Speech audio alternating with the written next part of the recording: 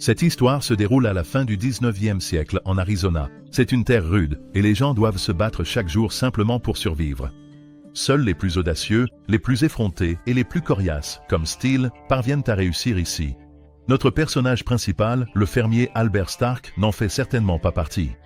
Un criminel local le défie en duel, mais Albert est bien trop timide et lâche, alors il refuse. C'est un acte profondément honteux, et le bandit tire sur la botte d'Albert juste pour l'humilier encore plus. Albert part en pique-nique avec sa petite amie Louise, mais la jeune femme ne veut pas sortir avec un lâche, alors elle le quitte. Le garçon a le cœur brisé. Pendant ce temps, un homme nommé Edward arrive au bordel local. Il apporte des fleurs à l'une des travailleuses, Ruth. Mais d'abord, il doit attendre que sa bien-aimée ait fini son travail. Pourtant, cela ne dérange pas du tout Edward. Il emmène sa petite amie se promener après.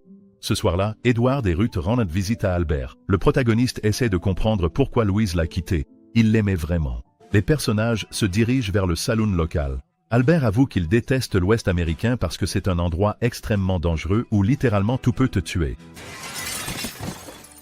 Pourtant, ce n'est pas la pire chose qui puisse arriver à quelqu'un. Des criminels, des animaux sauvages, des autochtones hostiles, des catastrophes naturelles, le choléra et des médecins incompétents. Il n'y a même aucune garantie que tu arriveras jusqu'au coucher du soleil. Après s'être enivré, Albert décide d'aller chez Louise à cheval. Même s'il tient à peine en selle, le protagoniste parvient jusqu'à la maison de sa bien-aimée, mais elle renvoie rapidement son admirateur ivre. En plein jour, un vieil homme traverse la campagne avec une pépite d'or dans sa poche. Il est encerclé par une bande de hors-la-loi menée par le célèbre criminel Clinch Leatherwood. Il lui demande le chemin pour aller à Sherman Creek et le vieil homme bienveillant leur indique le trajet le plus court.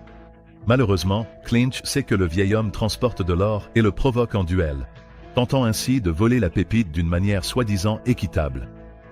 Le vieil homme propose de la donner sans se battre, mais Clinch trouve cela insultant et force l'homme à dégainer son colt. Un coup de feu retentit. Le prospecteur s'effondre au sol. La femme de Clinch, Anna, est furieuse de la cruauté de son mari. Voulant l'écarter pendant qu'il continue ses exactions, Clinch demande à son acolyte, Lewis, d'envoyer Anna dans la ville de Old Stump. Il se trouve que c'est justement là que vit notre personnage principal, Albert. Anna emmène avec elle le chien du vieil homme. Albert reçoit à nouveau la visite d'Edward. On apprend que cela fait 2 semaines qu'Albert n'est pas sorti de chez lui, ni même tondu ses moutons. Albert accepte d'aller faire une petite promenade. En ville, il aperçoit Louise. Son ex-petite amie s'est déjà trouvé un nouveau prétendant. C'est Foy, le commerçant du coin. Pendant ce temps, un énorme bloc de glace est livré en ville pour rafraîchir les boissons. Malheureusement, lors de la livraison, l'un des ouvriers subit un accident tragique. Albert et Edward assistent à l'office du dimanche à l'église locale. Le pasteur présente 2 nouveaux membres de la communauté, qui ne sont autres que les hors-la-loi Lewis et Anna. Ils font semblant d'être frères et sœurs, prétendant être venus pour ouvrir une ferme à proximité. Après l'office, Albert s'arrête au magasin où travaille Foy. Les 2 hommes se lancent dans une vive dispute à propos de Louise qui manque de dégénérer en bagarre. Ce soir-là, Lewis et Anna se rendent au saloon du coin. L'endroit est déjà bondé d'habitants de la ville, y compris Edward et Ruth.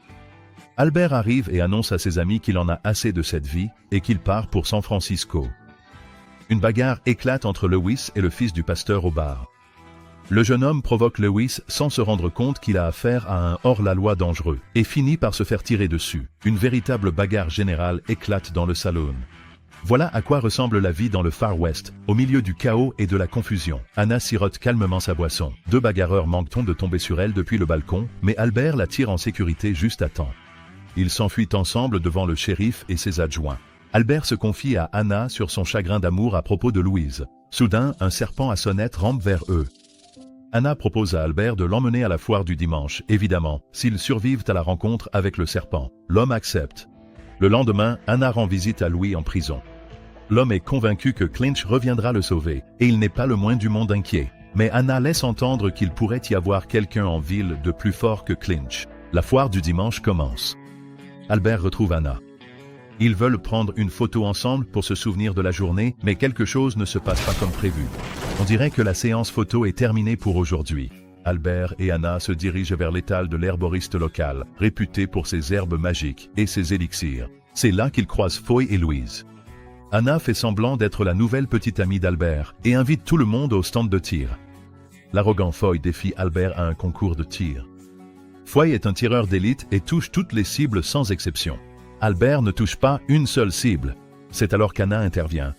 Elle saisit 2 revolvers et offre une véritable démonstration de tir. Foy perd et remet à contre-cœur $1 aux personnages principaux.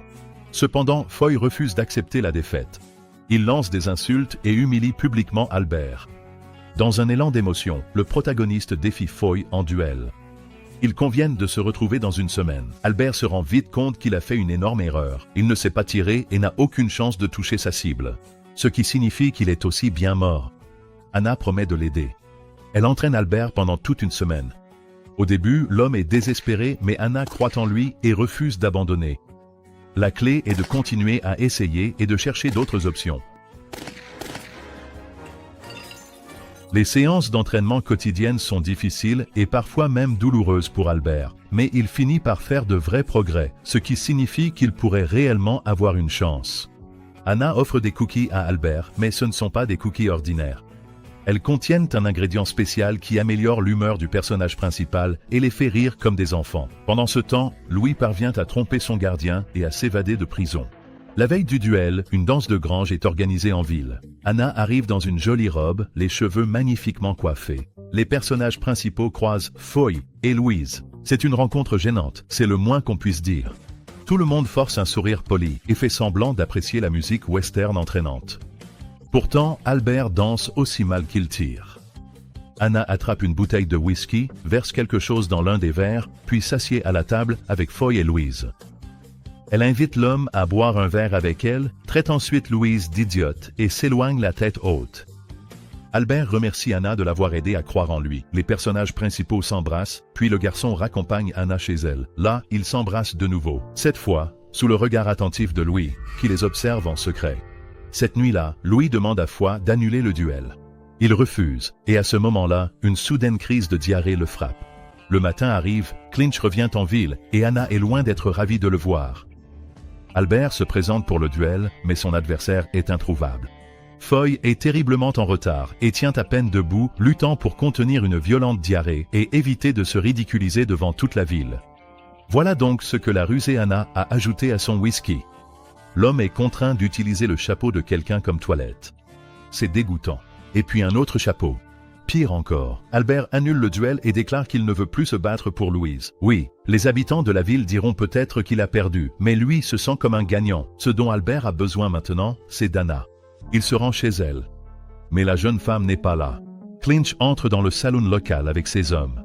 Le hors-la-loi déclare qu'Anna est sa femme, et que quelqu'un en ville l'a embrassée hier soir dans la rue. Clinch menace de transformer la ville en bain de sang, à moins que l'amant d'Anna n'accepte de l'affronter en duel demain. Albert est choqué par la nouvelle. Le protagoniste réalise qu'il doit fuir la ville immédiatement. Clinch reste seul avec Anna et la jette au sol. Il menace la femme, exigeant de connaître le nom de son amant. Anna ment, affirmant qu'il s'agissait du shérif Brady. Clinch sent la supercherie et pointe son arme sur le chien d'Anna. N'ayant pas d'autre choix, la femme avoue qu'il s'agissait d'Albert Stark, puis elle saisit une pierre et assomme Clinch au sol. Elle saute sur son cheval et s'enfuit. Anna retourne à la ferme d'Albert pour avertir son bien-aimé du danger mortel. Le protagoniste fait ses bagages, prévoyant de s'enfuir à San Francisco. Il est profondément blessé par le fait qu'Anna lui ait menti. Clinch reprend connaissance et, avec ses hommes, se rend à la ferme d'Albert. Le protagoniste montre à Anna un sentier caché pour qu'elle puisse s'échapper. Clinch fait irruption dans la maison, mais il n'y a personne à l'intérieur. Albert se cache parmi ses moutons, dont l'un urine même sur lui. Le gars parvient à atteindre son cheval et à s'enfuir de la ferme. Les bandits se lancent à sa poursuite, tirant sur lui et gagnant rapidement du terrain. Albert parvient de justesse à traverser les rails devant un train lancé à toute vitesse, saute dans l'un des wagons et échappe à ses poursuivants. Au beau milieu de la nuit, Anna fait irruption chez Edward et Ruth. Elle avoue que Clinch la cherche partout. Le bandit défonce la porte et menace le couple avec une arme, mais décide de les épargner. Peu de temps après, il retrouve Anna. Albert est capturé par une tribu d'Apaches qui menace de le brûler, car il déteste tous les visages pâles. Albert, qui parle leur langue, essaye de les raisonner. La tribu lui donne un bol spécial contenant une potion mystérieuse et lui ordonne de la boire. L'homme commence immédiatement à avoir des hallucinations. Il est ramené à son anniversaire et revit tous les moments désagréables de son enfance et de sa jeunesse. En effet, sa vie a été tout sauf facile. Puis, Louise et Anna apparaissent dans ses visions, accompagnés de moutons dansant, portant des moustaches et des chapeaux melons. Après cela, le garçon doit ouvrir une porte vers son avenir. Là, il voit Anna et réalise qu'il l'aime. Mais pour être avec elle, il doit vaincre Clinch. Émerveillé par ses visions, la tribu laisse Albert partir. Le personnage principal retourne à Old Stump et rencontre le méchant Clinch sur la place du village. Les deux hommes dégainent leurs revolvers et se mettent en joue. Albert tire le premier et blesse Clinch. Le hors-la-loi fait tomber le revolver de sa main. Albert gagne du temps et chante même une chanson d'adieu dramatique. De toute évidence, il a quelque chose derrière la tête. Et en effet, c'est le cas. Grâce aux Apaches, le gars avait enduit ses balles de venin de crotal. La toxine pénètre dans le sang de Clinch et l'envoie dans l'au-delà en moins d'1 minute. Anna se précipite dans les bras d'Albert. Louise tente de reconquérir son ancien amant, mais il la rejette et entame une relation avec Anna. De plus, Albert reçoit une récompense pour avoir débarrassé la ville de Clinch et achète encore plus de moutons. Beaucoup de moutons.